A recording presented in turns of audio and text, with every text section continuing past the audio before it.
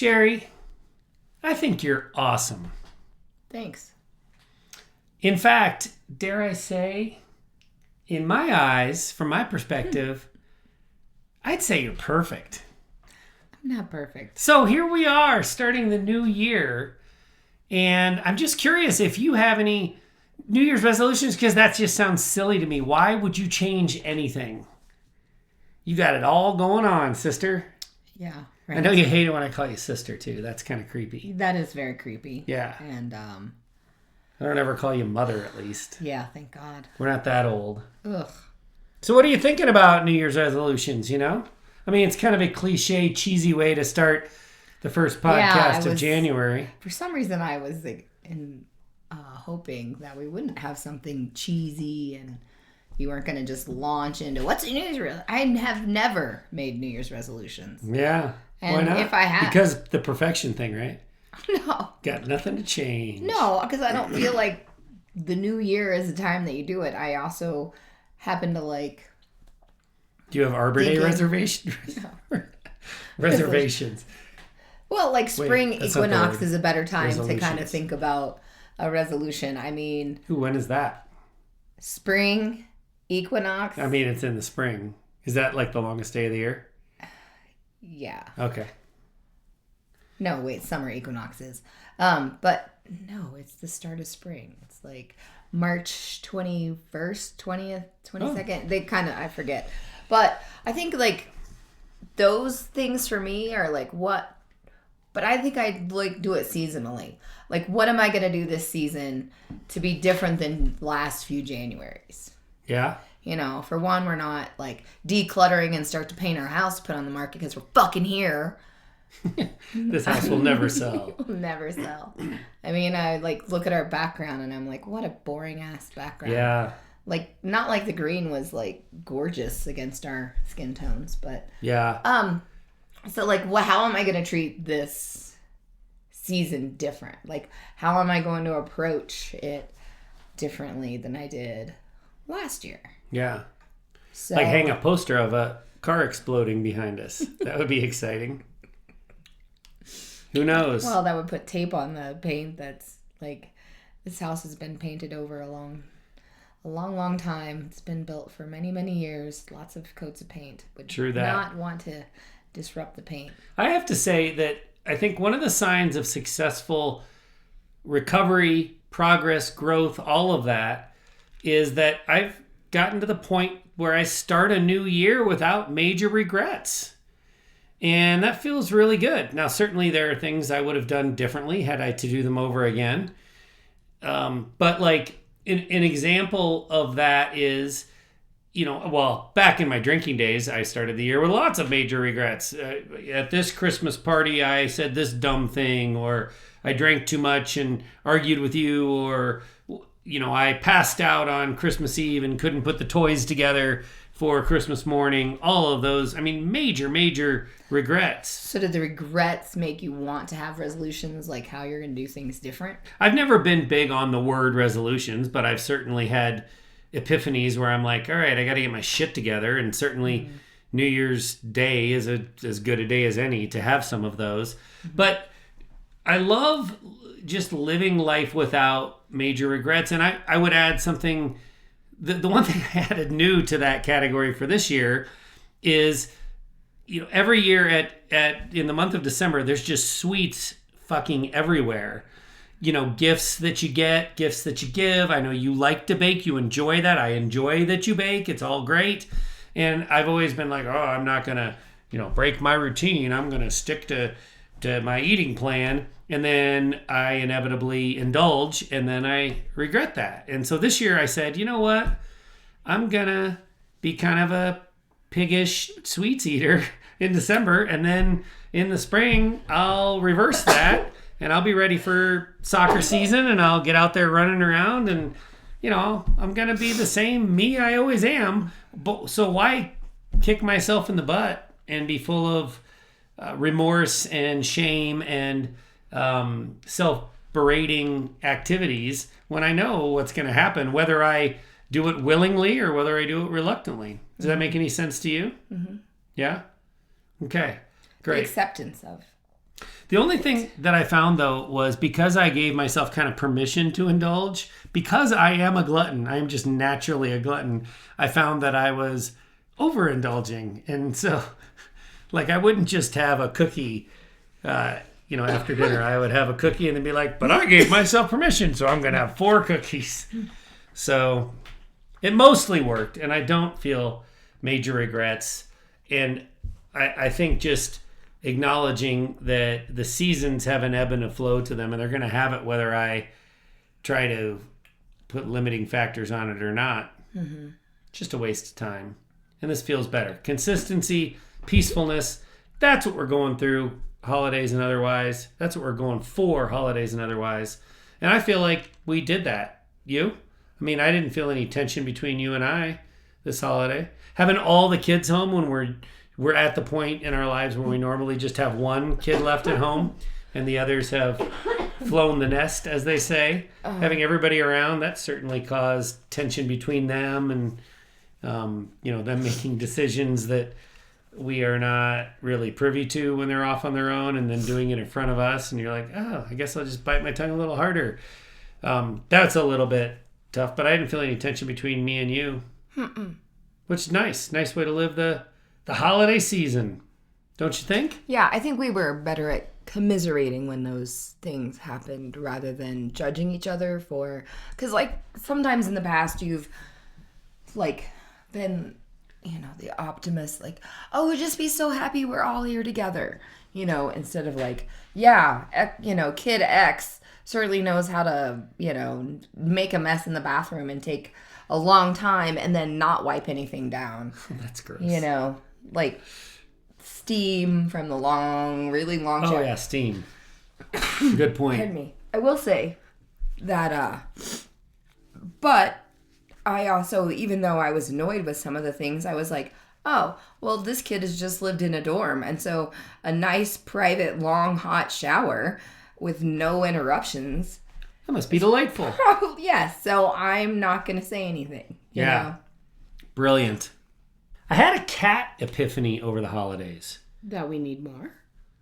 Once we get the damn house sold and we get settled somewhere, you're welcome to. You've always known that. The cat number decision has been yours for years. Yes, I know. I'm just teasing. But this all started with us. I don't remember how this came up, but some cat expert, do you call those cat spurts? Some cat spurt said that the cat will glom on to the person whose personality they most closely match. And you have for a long time. Our cat, his name is Freddie. Sadly, your favorite cat, Gordon, passed away in the fall. But Freddie, who's still around and kicking, you have long said that he loves me the most, and he's my cat, which I reject. He is still your cat, You're like or Sylvester, the family's cat. And he's Junior, from the Sylvester Warner Brothers. But he is very paranoid to the point where we've had to get him medicated so he could pee because his urinary tract locked up or something, or his bladder locked up or something. And so we have to keep it calm. One of our sons loves to take the cats and just spin them on the floor. And none of that with Freddie. No, he likes to be outside, but he wants the door to be open behind him so that he knows he can get back in. If you shut the door, he will freak out. None of that with Freddie. We got to keep... kind of like a mobster. He can't sit with his back to the door. Yeah. But we got to keep life calm and fine for Freddie. And because he's got so much paranoia. And as it turns out, I am full of paranoia and anxiety and nervousness. Mm-hmm. So that's how it started. I was like, oh, maybe she's right. He's not my cat and he doesn't love me more, but he probably does hang out with me because he's like, that guy won't leave the stove on and let me get my tail burned in the middle of the night. Not that he gets up on the stove, but you know what I mean. Yeah. He does match my personality. But so that got me thinking about the cats. And then I started watching you with Freddie. And I watch you chase him around because he's one of... chase him around is maybe not the good word. Well, he has the very normal cat trait of, I want to be in the room with you, but I want to be outside of arm's reach. I don't want you to be able to touch me. I'd like to know what you're doing and where, I want to be able to see you, but I don't want you to be able to touch me. So I he's will allow often you to pet me on my own terms. On my own like when terms. I approach you and I get close, that's when I want you to pet me. And then if you stop, then I bite your back of your arm. But often, I've noticed this. You will decide you want some cat loving, and you'll be like walking around the bed. He'll walk slowly around the bed just in front of you, and then he'll go under the bed so you can't get to him. And that gets you frustrated because you want to touch the cat. You want some pets. You want some purrs and some fur in your face, and you want to get down and kiss him. Mm-hmm. Yeah. So I've noticed this about you, and I've noticed that this is kind of the way I feel about you. Like, I have the higher libido. I am the more affectionate when it comes to you and me. And I feel like, we're in the same room, but, she doesn't want me to touch her. And I know she doesn't want me to touch her, so I won't touch her. But I'm so close I could touch her, but I'm not going to touch her. I'm not going to do that because it'll upset her. Go hide under the bed with Freddie? Well, your hiding under the bed is a facial expression. You don't actually hide under the bed, but I can see in your eyes that physical contact is not welcome right now. Approaching with caution? Yeah, kind of. Look. Kind of. So I think in explaining this to you, it's maybe I'm just the hopeless optimist, pie in the sky guy, but I feel like it has helped you understand what it's like to be me, to have this, spontaneous arousal and constantly want to be in contact with you. Now, I'm not suggesting that you want to have sex with the cat. Yeah, I know. I understand how this could ease into some gross area. I'm not trying to do that. Whatever it is you get from the cat, you want it from the cat more often than the cat wants it from you. Yeah. That's the way I feel. Whatever it is I get from you, I want it from you more than you want me to have it from you. So do you feel that? You picking up what I'm laying down? We'll say yes and we'll move on. Well, I don't want to move on. Does it help you when I'm like, when you can tell like, oh, I just want to touch her? What does it help you to be like, oh, that's how I feel about the cat? Matt's not a freak of nature. It's okay. It's normal. It's normal. I just want to feel normal, Sheri. Yes, it's normal. I understand. Yes, I get it. Sometimes you just need a little attention and a little love from something cute and cuddly. Yeah, it's not quite the glowing endorsement I was looking for, but that's fine. It's reality. Sheri, my biggest conclusion from 2025 was that it sucked. We had a rough 2025. And a lot of people did. A lot of people. They get those celebrities who died, like recaps. A lot of like big names died in 2025. Yeah, there were a lot of people lost and a lot of,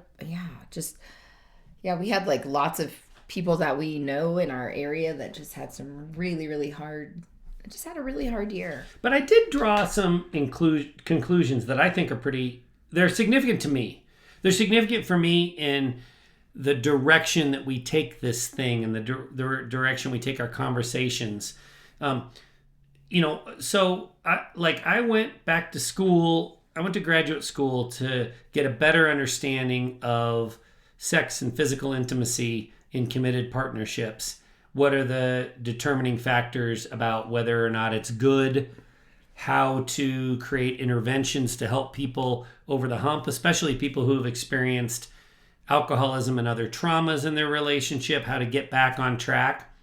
And so that has been at the front of my mind for, 5 or 10 years now.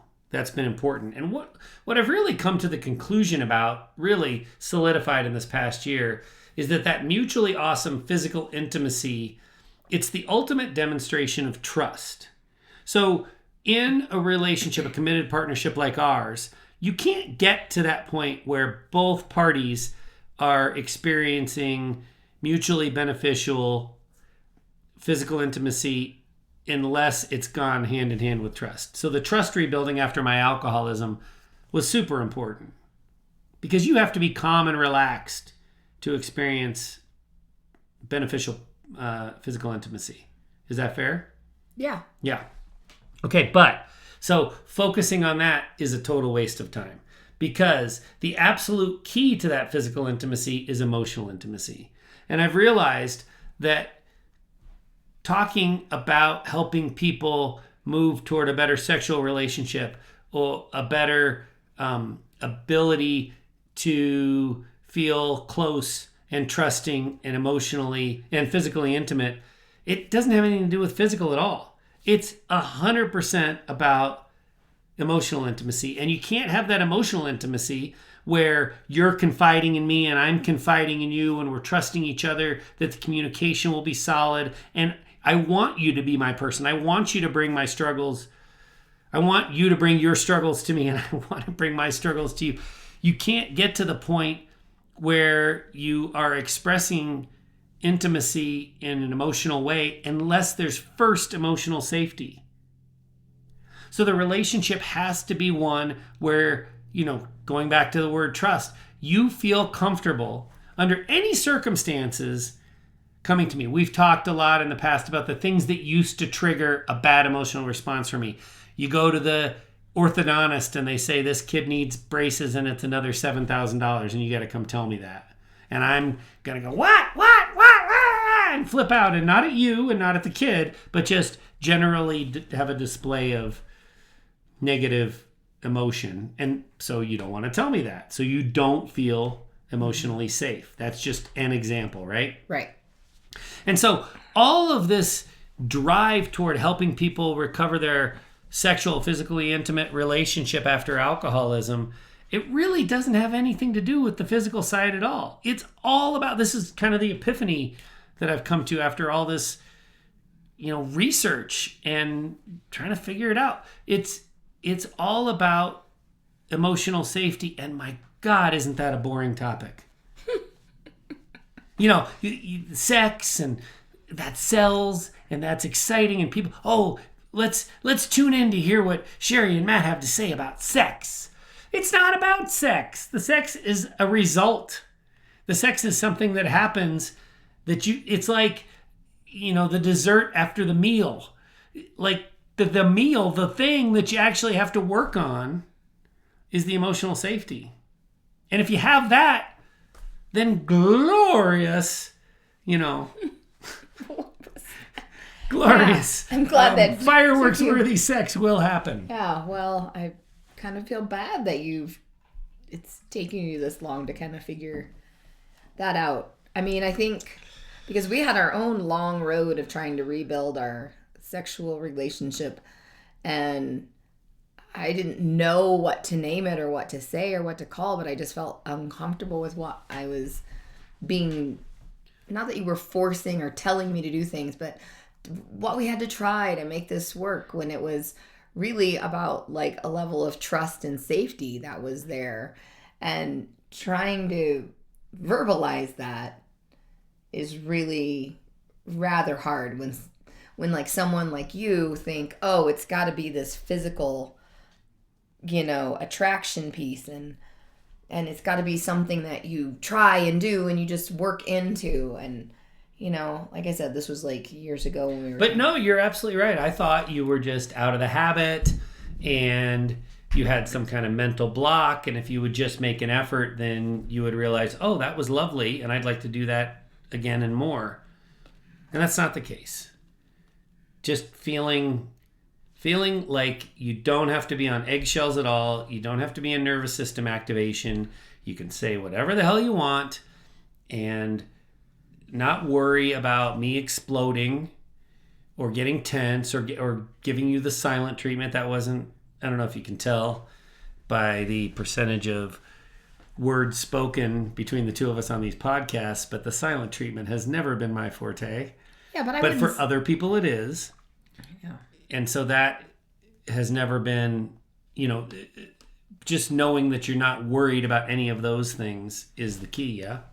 Yeah, and I wouldn't say that I could say whatever I wanted. Oh no? What would you say? I mean, that I could come to you with an issue and a problem and bring it up to you to discuss, but I can't just say random awful things to you and not have to worry about, So you have to maintain emotional safety as well. Yeah. Yeah. Is that hard? It's reciprocal. The amount of time you probably want to say, God, what a dumbass in the day is probably a lot. No, not a lot. But not zero. But not zero, depending on the day. Yeah. Depending on the day.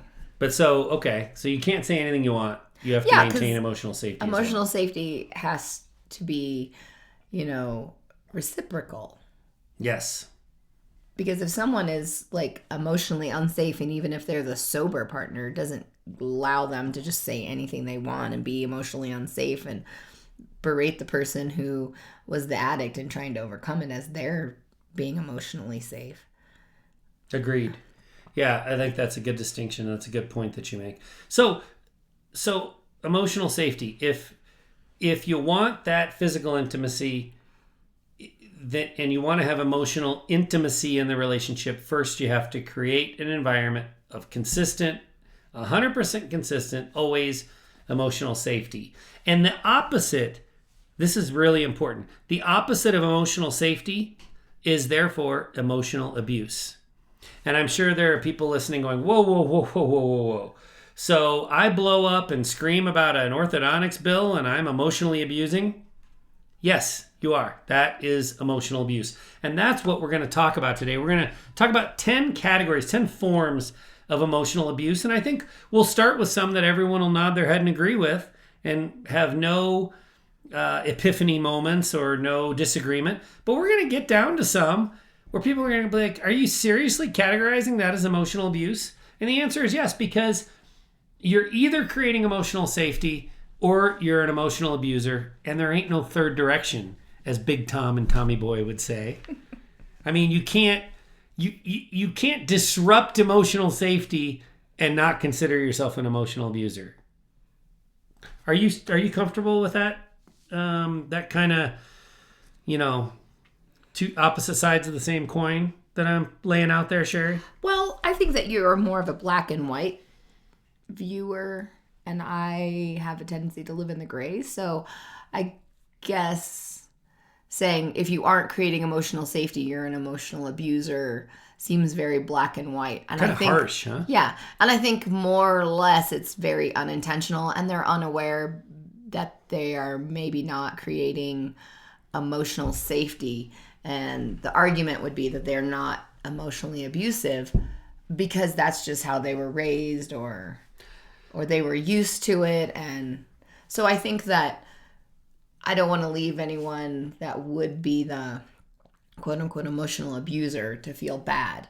I mean, it makes me think of some conversations we've had on the podcast before and with Lundy, like Lundy Bancroft? Yeah, you just don't know you're doing it. And well, I think that's why you listen to a podcast like this, because you're trying to learn. I think you're right. There are a lot of emotional abusers. Probably the majority of emotional abusers don't realize they're emotional abusers. I know when I was emotionally abusing you, I didn't know I was emotionally abusing you. I thought I was just being a man.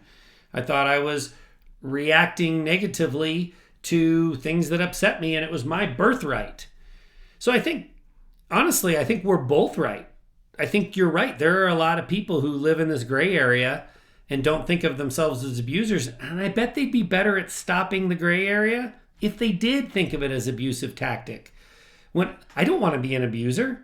That's one of the things that's helped me clean up my side of the street. Mm-hmm. So let's talk through it. I think some of the first ones we're going to talk about are obvious.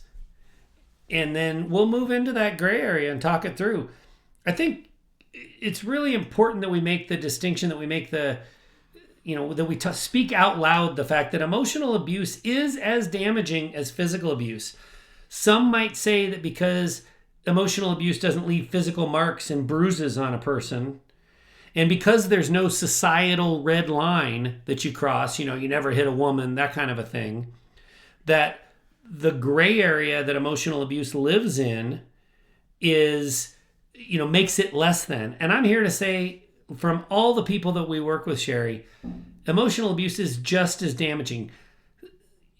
Causing someone psychological pain is just as damaging as causing them physical pain. In fact, I can't tell you dozens and dozens and dozens of people that we have heard say, I wish he just hit me, so then I would have proof of the abuse.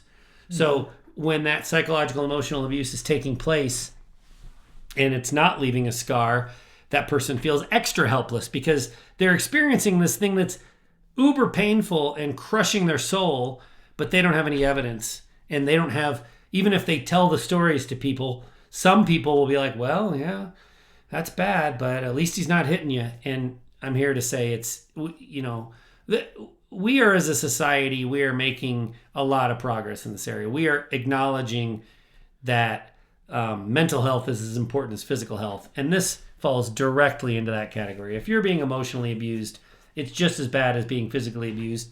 And if you're on the receiving end, I would encourage you to stop brushing it under the carpet and saying, well, it could be worse. It's, emotional abuse is real. And so I think we need to talk about it that way. Let's start talking about these forms of emotional abuse. Again, going from the most obvious to maybe the least obvious. Name calling is at the top of the list. Number 10 on the list of 10. If you are in a situation where your partner is calling you a bitch or a dick or an asshole or whatever, choose your cursedy curse word. I mean, that is absolutely emotional abuse. And I know that back when I used to occasionally use those words, I was pretty solidly enraged before I would use those words. Like they weren't the very first thing I did. I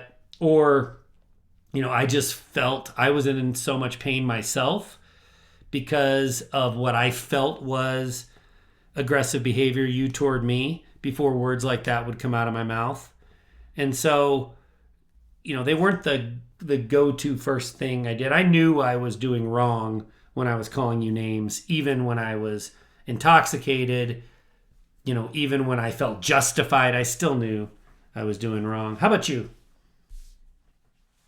How do you feel about name calling? Well, I mean, it's pretty obvious that, and it doesn't have to be a curse word. I mean, like, I think that it's very easy for people who are in pain to name call and drag somebody down to make them feel less than, to drag them in the pit with them. I mean, I know one of the things that sometimes you would, if you were in a lot of pain and we were arguing, like you would, say I was a messy housekeeper or a bad mom, and things that I knew that you knew that were going to really be a gut punch to me.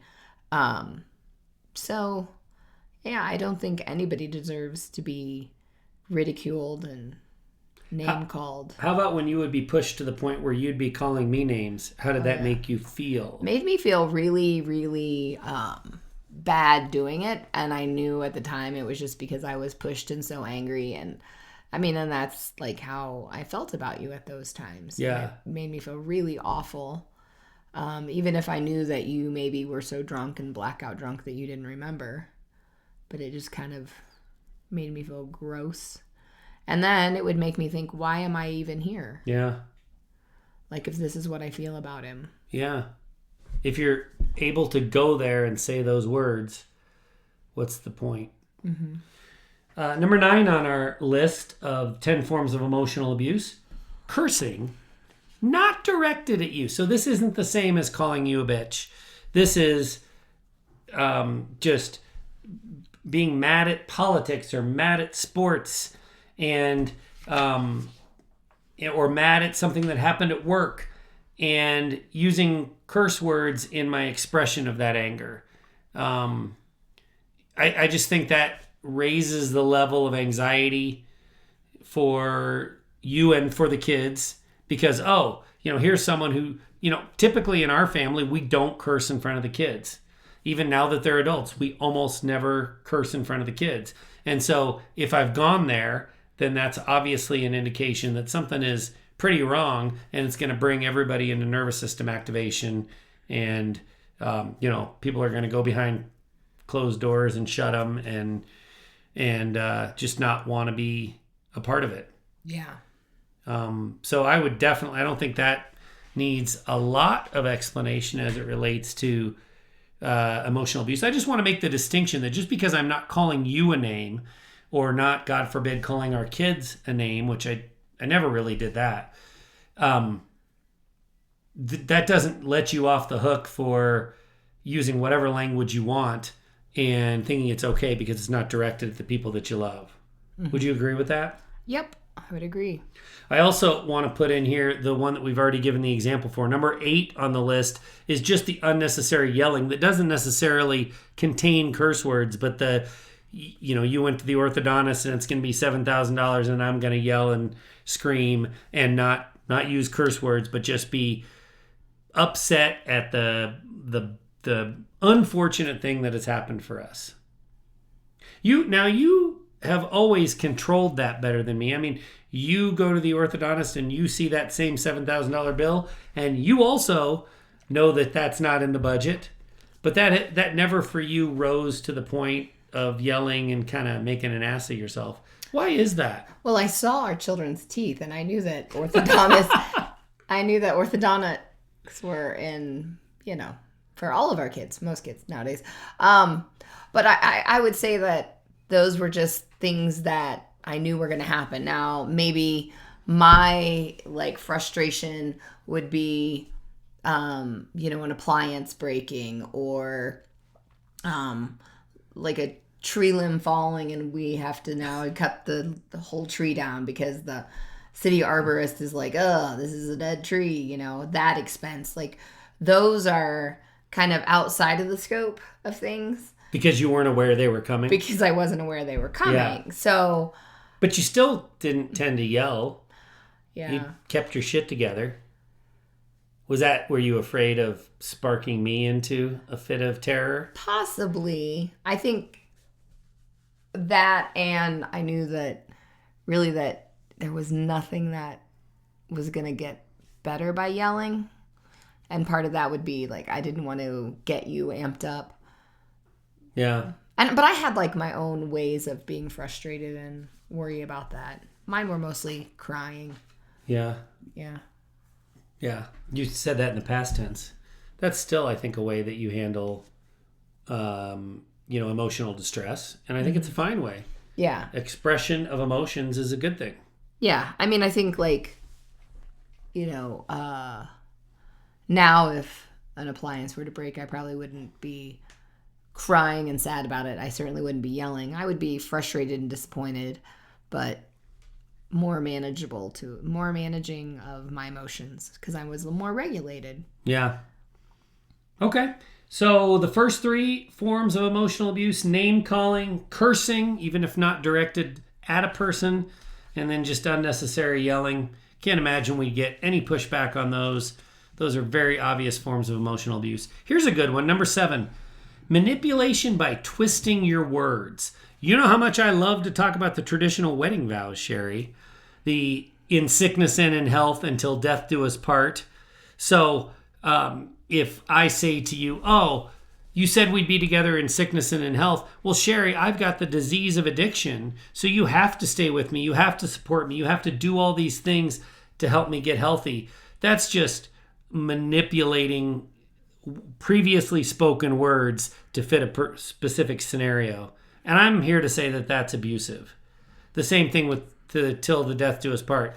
It doesn't matter that I drink my face off and I create a toxic environment for you and the kids to live in, and my alcoholism is causing us whatever distress, financial distress, legal distress, blah, blah, blah, blah, blah. You're not allowed to leave because you promised on our wedding day that you'd stay with me until death do us part. And so I just think that is an abusive manipulation of words. What do you think? Yeah, I think also during arguments, there's a lot of manipulation and twisting of words. Maybe it's not intentional, but it is a form of abuse to manipulate, especially for someone like me who would get very frustrated and not make a whole lot of logical sense during an argument or the beginning of an argument when I would be highly emotional, and you would remain a little bit more calm and controlled and condescending, and you could take what I've said and twisted it around to manipulate a situation that makes it look like I'm the jerk. So that I think was a very big form of abuse in our relationship. Yeah. only partially listening, partially hearing what I was going to say because you were ready to defend or jump in with your point of view. So I know one that we hear a lot is when somebody first acknowledges that they need to get sober and they look to their partner and say, but I'm going to need your help. I'm going to need your support. And of course, if you have lived with an active alcoholic, even a high functioning alcoholic like you did, Sheri, and they've been drinking for years and they come to you and say, okay, I need to get sober. Of course, the first thing you're going to say is, I'm here to support you. I'll help you however I can, right? And then if down the road you have to establish some boundaries or do some detaching, then I am going to manipulate your words and say, but you said you would support me. Mm-hmm. How are you supporting me by sleeping in a different room because you don't want to be in bed with someone who's drinking every night?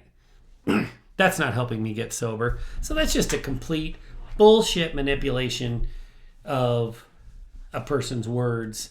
Boundaries and detachment, they are the only way that a partner can have any influence over a drinker's sobriety is through boundaries and detachment. It may or may not work. It might cause the drinker to double down and drink more. But it's the only thing that has been shown to be effective to encouraging a drinker to find sobriety. Begging, pleading, sitting and holding their hand, encouraging them, reading Quit Lit with them, going to AA meetings with them. None of that shit works. Doing couples therapy when the drinker is still drinking, complete waste of money. None of that is effective. The only thing you can do is boundaries and detachment. And so when I throw that up in your face, but you said you would support me, I'm here to say you are supporting me by detaching and establishing boundaries. Well, I just can't see that. Right. And I think that the detachment piece in that example that you just gave is, pardon me, obviously, I feel like that was a sign, like, maybe I need to rethink what I was going to say. No. But I'm going to charge forward. Please do. I think that it's you not getting sucked in to their emotional pit, their emotional spiral down. And so that is supporting them by being a stronger person yourself and being less reactive and less emotional. And also working on your nervous system is in the long run helping the addict. And they don't see it, and you can try to explain it, but they just won't really understand until maybe they're on the other side of it. Creating a healthy example is great. We had someone in one of our Echoes of Recovery calls say something this week that a lot of people resonated with. They said, I'm working on my recovery too as the partner of the alcoholic, and I feel like I'm lapping my person. Mm-hmm.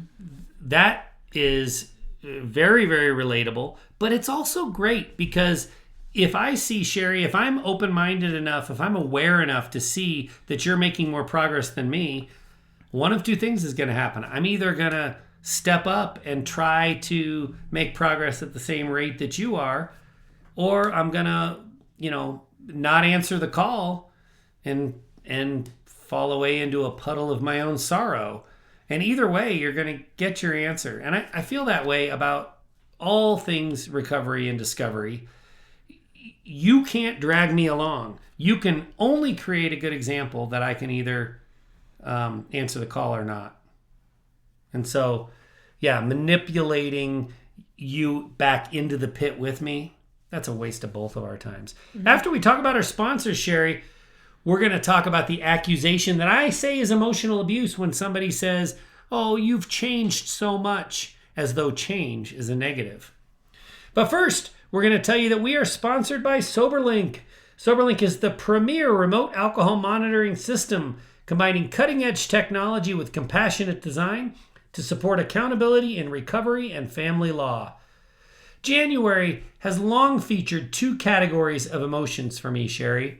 Regret and shame about overindulgence and regrettable actions, but also a motivation to take that clean slate, that fresh start, and make it actually matter. But here's the problem. January is cold and dark and a stark contrast from the festivity of the holidays. Motivation is great, but motivation is not enough. It needs a boost of accountability and structure. And that's where SoberLink comes in.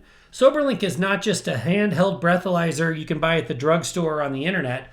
SoberLink's best-in-class service and product combination includes built-in facial recognition and tamper detection, expert in-house support, emailed daily, weekly, or monthly reporting that's court admissible in all 50 states and Canada, unlimited testing days, and scheduled testing to build accountability and trust. SoberLink is the motivation boost and accountability structure to make January that determination, make it really count. So let me tell you what SoberLink would mean to me. It's a sign that you are serious this time, that you hear me when I tell you I can't trust you, that you're willing to put your ego aside for a second and do something for me and for our family. SoberLink is an indication that you love me more, that you love the kids more, and then more than you, when you are selfish. About doing it my way? Yeah, because you would always do it your way. You're right. That was a clunkily written sentence. Yeah, but sorry. Right now, SoberLink is offering Untoxicated podcast listeners a free offer ID valid for a $100 enrollment bonus. So go to soberlink.com untoxicated. Claim your offer ID for a $100 enrollment bonus. There is no commitment required to claim your offer ID while this promotion lasts. And you can use your $100 enrollment bonus when you are ready to place your order. To claim your offer ID, you will only be asked to provide your name and email address. No personal details, no commitment, and no credit card number. To claim your offer ID for your $100 enrollment bonus, please go to soberlink.com/untoxicated. We are supported by SHOUT Sobriety and Echoes of Recovery. Sheri, nothing changes if nothing changes.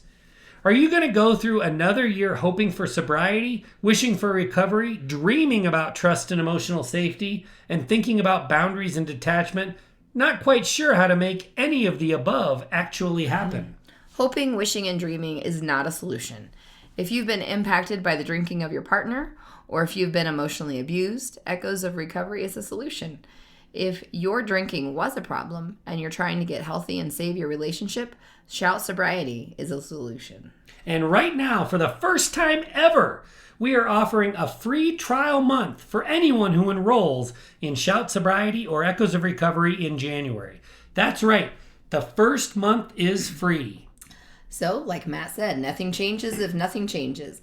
And this month, you can get started with the support that makes the most crucial change for free. If you decide Echoes of Recovery or SHOUT Sobriety is not a solution for you, you can leave the group in the first month with absolutely no financial impact to you. There is never any contract or long-term financial obligation, and now, for the first time, you can try our programs for free. If your drinking was causing issues, please get started at shoutsobriety.org. And to see if you belong in Echoes of Recovery, please go to echoesofrecovery.org and take our brief introductory survey. It won't take you but a minute to see if we might be a fit for each other. That's echoesofrecovery.org and shoutsobriety.org. All right, Sheri, humans are designed to change. That's called growth. We've all got to do it. So when you hear somebody say, you've changed, you used to party and let loose, you used to be fun, that is emotional abuse. Did you feel that way at the time? Because this was a big time go-to for me.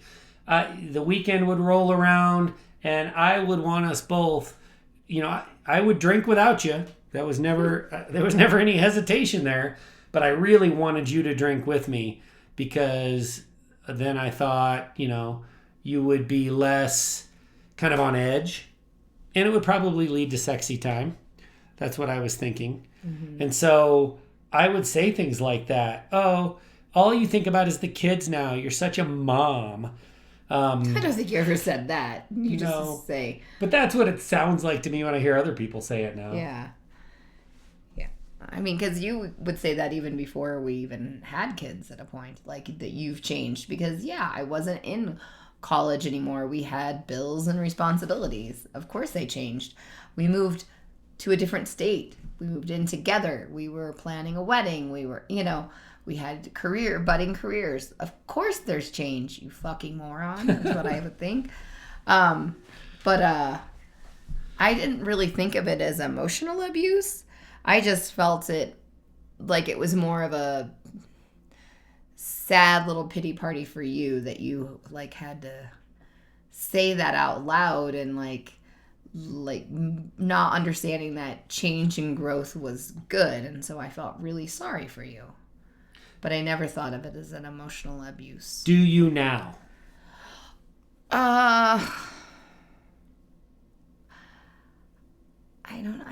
I guess I would say yes because we're talking about it and it's in your Well, I list don't want of to 10, force you into saying something you don't believe. I feel like that, but I feel like you would share with me how you feel like, I used to be fun and I used to party and I used to, it is emotional abuse because you're trying to compare me to someone I was no longer wanting to be because of the growth and the changes that we made together. Like, these were choices we made together. So making me feel bad about respecting and honoring those decisions that we made to move together to a different state, to share a life together, to raise kids together, to have a business together. I suppose it is emotional abuse. It's kind of going back to the, was it number, trying to find our number 6 or number 7 maybe? Manipulation. Yeah. By twisting your words, but that's like twisting a commitment, a verbal commitment. Yeah. So it is. Yeah. Abusive. I think so. I mean, what if I said, you used to have 0 gray hair and now you have gray hair? You've changed, Sheri. I mean, that's obviously something you have no control over. Right. Right? And I'm just pointing out an existence, a part of your existence from the past and making you feel bad about it. Yeah, because growth and change is inevitable. So it is making fun of something that's inevitable. Yeah.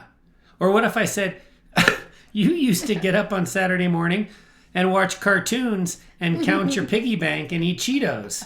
You don't do that anymore, Sheri. Yeah, thank God, because I was 7. Do that because you're not 7. So, yeah, I feel pretty firmly that whenever we're criticizing a human's growth and progress, aka change, then that's just emotionally abusive. Yeah? Mm-hmm. Yeah. Okay, great. Number 5, manipulation with the kids. Ugh, this one fires me up. All the rest of these fire me up, and they fire me up because they're in the top 5. Well, the less obvious they are to outsiders or to people who are participating either as the abuser or the abusee, the less obvious they are, the more I just want to grab people by the shoulders and shake them, which would be classified as physical abuse, not emotional abuse, and say, "Oh, can't you see what you're doing?" But manipulation with the kids. So let's say you and I are really having a hard time. Maybe we're still living under the same roof. Maybe we're separated. Maybe there's been a divorce. Maybe there's not. Either way, the alcoholism or whatever the traumatic thing has driven us apart. And I'm gonna do things like, I'm gonna show up at the kids' concerts or sporting events, and I'm gonna, if it's a concert, I'm gonna bring roses to give to our kid after their performance, or I'm gonna treat for the whole team for ice cream after the baseball game or whatever. I'm just gonna give this persona of dad of the year, and the reason it's particularly disgusting to me is because I'm using the thing that I know is most important to you, which is not just the kids, but the mental health and the taking care of the nurturing of the kids. And I'm twisting that into a look how awesome I am kind of a persona. And that has to come on the heels of I've never been there before, or I've been there begrudgingly at these events with the kids. Good point. Now, if this is something that they had done all the time. So if I brought flowers to every concert, that wouldn't be manipulating. Correct. But if like you're trying to win the kids over or trying to have this protection of your persona while you're going through a hard time, that is really disgusting. And sadly, it's more disgusting because you're manipulating your children. Yeah. Yeah. And I think you make a good point. And you can't explain that to kids. They won't understand. Even if they're young adults. I mean, their prefrontal cortex, they want to also love their other parent, most likely. I think often the kids are nothing more than a pawn in that situation. Yes, you want to win them over, but more than that, you want all the outsiders who know, let's say there's a separation and the outsiders know there's a separation, so people are all, gossiping, oh, wonder what's going on over there, wonder what's happening, wonder what caused that. And then you show up like the knight in shining armor so that the outsiders will be like, oh, his wife must be a total bitch to throw him out. Look, he bought ice cream for the whole baseball team. And people like you and I that really know, we're like, what did that fucker do? Exactly. Look at him showing off. Exactly. Yeah. Exactly. So, yeah, any manipulation that involves the kids, whether it is to win the kids over or it is to look good to outsiders, yeah, puke, disgusting, awful, and don't do it, and it's bad. So definitely, I'm not getting any argument from you on that one, or whether it's emotional abuse, huh? Right. Putting you, Sheri, in the bad guy role. So let's say we're in a scenario where you've asked for sobriety. You've said, listen, I can't live with alcohol anymore. It is causing nervous system activation. It is causing trauma and chaos in our relationship and in our family. And I just, right or wrong, whether you have the legal right to drink or not, whether you think you're an alcoholic or not, I don't give a shit what you call yourself. I can no longer live in a situation, this is you, I can no longer live in a situation where alcohol is a part of it. And so you make that clear, but then, and I say, okay, yeah, I hear what you're saying, but I'm not going to do that. I am going to continue to drink because I think it's fine. But even though you've clearly stated your boundary, clearly detached, I want to, let's say, one of the examples that I wrote down in my notes is, especially because we're coming off the holidays, let's say I want to go to Christmas Eve church service with you and the family, even though I'll have been drinking that afternoon. And if you don't let me go, I'm going to tell everyone, Sheri didn't let me go to church with her and the kids on Christmas Eve. Wow, Sheri. Ooh, you are an awful human. So putting you in the bad guy role. This is a little different than number 5, where you're showing up and you're in this grandiose thing and you're manipulating your interaction with the kids to make you look good. Now, I'm going to make you have to deny something that on the outside sounds good. I'm going to put you in a corner and make you out to be the bad guy. Yeah, because I did that a lot, I feel like. Yeah, and most of the time I didn't say no, you can't go, because you were more verbal about raising a stink about it. But yeah, like whether it be to go, to I think we talked about the Parade of Lights in a couple of episodes ago. There had clearly been drinking going on before we had gone to that on your part. So but I couldn't say no, because then I would look like the bad guy. It would be terrible when I got home. I mean, and the kids were young, and I didn't want them to miss out on it. Mm-hmm. Because, you would have said, oh, mom's not going to let me go, and she doesn't know where to go to drive to park, so you guys are just not going to go. Right. I think also falling into this category is situations where, let's say, I have committed to run the kids to practice or pick the kids up from practice, but I've been drinking. And so, you have to be the one that steps in and say, no, you're not driving. I'm driving. I'm going to come in and lay down the law, and then I'm going to feel like, I'm the bad guy because I'm the decision maker, and you offered to do this thing, and now I'm taking it away from you. But I'm doing it to protect the kids. And so you you're doing it to protect the kids. I'm confusing our roles. And by me drinking, I'm the one that's forcing you into the corner of making that decision. Anytime you're putting the non-drinker into the bad guy role because of decisions that we make, that's definitely a form of emotional abuse. Because you've got to sit there and pine over this decision and weigh the pros and cons and think about how the outside world is going to view it, and then ultimately make what is the clear right decision, but look like you're in the bad guy role. That definitely is emotional abuse. DARVO. Sheri, would you tell our listeners what DARVO is? You don't have to know the acronym. I hate the stupid acronym. Because I thought you were trying to, manipulate the situation here, because I always ask you what DARVO means.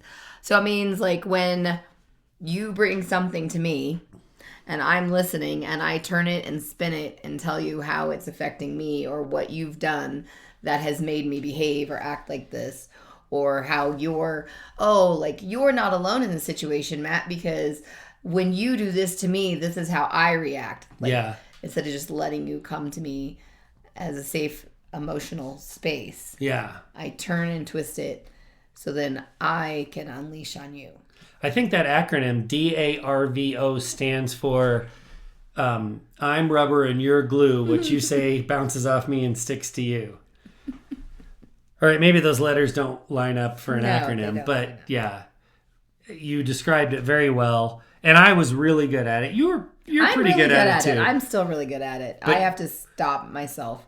You're good at it because you take things you're mad at me for and you push them down, and you don't bring them up. And then if I bring up something that I'm concerned about that's you, slightly similar to what it doesn't even have to be similar. Let's be honest. You're like, oh yeah, well, what about this?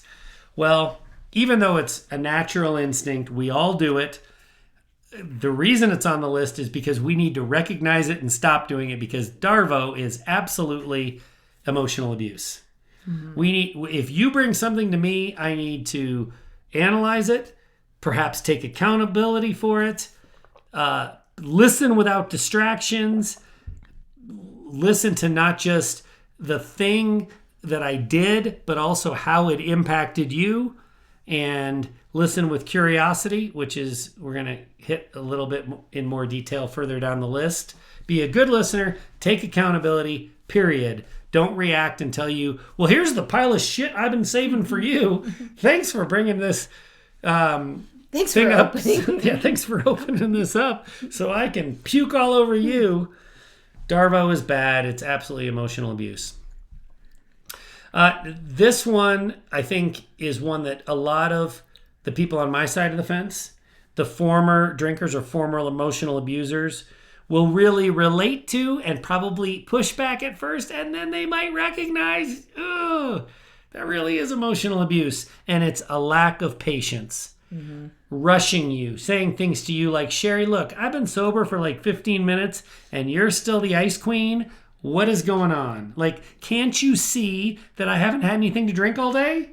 Why aren't you running lovingly into my arms? Yeah, why aren't we cuddling on the couch after I haven't drank all day? Yeah.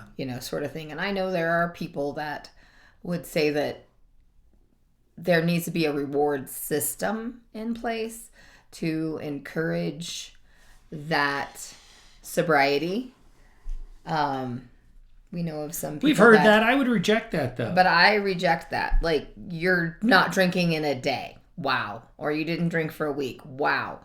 Most people can do that, especially if they're locked in and trying to prove a point. I'm expecting either affection or maybe just acknowledgement and congratulations. And you're sitting there thinking, I'm using every ounce of strength to not peel your face off with a cheese grater. Because of the things you've done in the past. And because I don't know if this is going to stick or not. Yeah. And I'm still the ice queen because I'm being reserved and cautious. Yes. And that is unfair. And that leads right into number one on the list of things that are emotional abuse. If I'm proud of myself for whatever period of sobriety it's been, and I'm still married to the ice queen, rather than tell you you're doing life wrong and you need to be a better partner, I need to lead with curiosity. a lack of curiosity is absolutely emotional abuse. So I'm going to use that B word. When you're acting like what I feel like is a bitch, calling you on it instead of asking why is a huge mistake, and it's an emotional abuse. So if you're upset, if I don't know, if something awesome has just happened and let's say we went out to a big fancy dinner. We must have found a coupon or something. But let's say we went out to a big fancy dinner and we both had the meal of our dreams, and then you're a little off. It would be really easy for me to be like, God, nothing ever makes you happy. What is wrong with you? But not actually ask what is wrong with you in a curious way. In a rhetorical way. A rhetorical, aggressive, mean way. When really what I want to do is what I want to do now, because I've learned, wow, that meal looked pretty good. The ambiance was good. The kids were all taken care of. We got it for a good price. That would be my issue. Why is she still upset? And so using that as a signal, something must really be wrong, because the outside inputs are such that there should be internal happiness, and there's not. So what's going on? What are you thinking about? Are you thinking about the fact that that you lost, as we talked about at the beginning of the podcast, you lost your cat this fall? Did something remind you of your cat and you're sad about that? Or are you thinking about something that happened at work, or something that you're dreading that's coming this coming week, or whatever? But just leading with curiosity instead of immediately reacting to negative outward behavior with a name calling, or you're never going to be healthy, or God, you're awful, and you're back to your old ways, that kind of stuff. That, my dear sweet friend, is emotional abuse. That is something you were the king of. Ooh. I had 5 examples that flooded my brain. Let's hear a few. We went to the Grand Canyon. Okay. And was it the summer of 18 or the summer of 19? I can't remember. Don't know, but ish. But we did that. We did Utah, and we camped, and we had a great time, and we got back from the camping trip, and I don't know, you just didn't, because you and I are different. Like, I'm more reserved, and I do not show a lot of exuberance, and I don't get emotionally charged one way or the other. I'm like more of the middle of the road kind of. And there were some things that were going to worry me. Like, before we left, there was a lot of conversation. They actually had closed some airports in Arizona at the time because of heat. And so I had packed thinking that we were going to have this huge heat wave. And then actually it ended up getting chilly and rained one day on us, and we were underdressed and underprepared. But so, I felt really bad because I had been kind of scolded by you that I had made the kids so worried, or especially one of our children really worried about the heat. But we got back from that vacation, and I had a great time, and I loved doing it, and I loved the pictures, and our oldest son totally forgot sunglasses and a hat, which we're that was the number 1 on the packing list. And, it made me worried, and I was concerned because he was a freshman or sophomore in high school. But you were you just had such a negative attitude the whole time. You just made me feel so bad for enjoying something the way I would enjoy it. So I feel like that was... Whether it was 18 or 19, I was newly sober. Yes, you were newly sober. So there was sobriety, but it was new enough that maybe what I was picking up on was just, like I said, the comment about the tear your face off with a cheese grater. You weren't ready to be just open arms, everything's, sunshine and unicorns. I don't know. But rather than ask you, how you doing? How you feeling? I just came at you aggressively, huh? Yeah, you were just, because you felt like you were sober. You felt like you'd learned about, enough about the kids. So you were feeling a little, everybody needs to love me. And I think that you did that with the kids too. I've been sober for 15 minutes. Why are you all not happy? And we're having fun. I see what you're saying. So you just kind of expected everybody to fall in line with you. And I wouldn't say you were still newly sober enough to be in the pink cloud, but you just didn't but you also didn't ask for curiosity out of curiosity or respect the person that I was. Another time that was kind of newer sober, but it was a few years, is you and I had gone to see a movie and we went out for dinner and we went out to a pizza place that sadly no longer exists, and it was really, really good, and they had like a special kind of oven. Was that when we saw the Queen movie? Yes. Oh, I love that movie. And that was a great time, but I wasn't we had gone to dinner first, but I wasn't super talkative, and they were just kind of acting a little pouty. You were just thinking that I was going to be so interested in everything you had to say at dinner. There was all these epiphanies, and I'm I remember the conversations you never inquired anything about me. Yeah. It was all about, this is what I read, or this is what I did, or this is what I learned, or this is what I wrote, or, things like that. Yeah. And then, and I enjoyed the movie, mostly because it was a great movie. But also quiet. You were quiet. So, I could enjoy it. I wanted to just enjoy the... Is that why we watch so many movies in general? Just because it shuts me up for a couple hours on a Saturday night? Maybe. I don't know. Wow. But, changes everything. But, again, instead of, being lack of curiosity, and I think that's just those are just some points, or those are just some examples that point to the fact that I think the lack of curiosity is something that most people cannot have in early sobriety. And that one is one that takes a long time. But if we can acknowledge it and put that out there to people, maybe they can start thinking about that, of really listening to their partner, really analyzing their partner. Mm-hmm. Also sizing up your partner, not how they used to be, but how they generally run. Are they generally a very enthusiastic person? Uh-huh. And then, they're not right now. And so you can be oh, what's the matter? That's a clear-cut example. Measure changes in personality against their own natural personality instead of measuring it against some made ideal up that you have. Yeah, exactly. That's totally true. That's totally important. Yeah, I think the reason that this is number one on my list is if you're listening to this and if you have a takeaway, there's actually a lot of takeaways from this, but one that's a little more nuanced and a little more high level and can be a little more effective, not only in your romantic relationship, but in your relationship with lots of people, is be a curious person. Don't always lead with what your needs are or what your evaluation of the other person's mood is. Ask the questions. And if you are creating an otherwise emotionally safe environment, that person might actually tell you what they're thinking. Now, if you're darvoing and you're manipulating with the kids and you're name calling and you're cursing at sports on TV, that person is not going to, you can be curious till you're purple. Mm-hmm. That person is not going to, you, Sheri, are not going to be I noticed that, you were talking about yourself a lot and I didn't get a chance to express myself. They're not going to feel safe saying that. So you have to kind of tick all the other boxes before curiosity will start to have a sizable impact. But it's super important, and a lack of curiosity and just analyzing someone's mood and telling them what it is absolutely a form of emotional abuse. Mm-hmm. This was great. Thanks for talking all these through with me.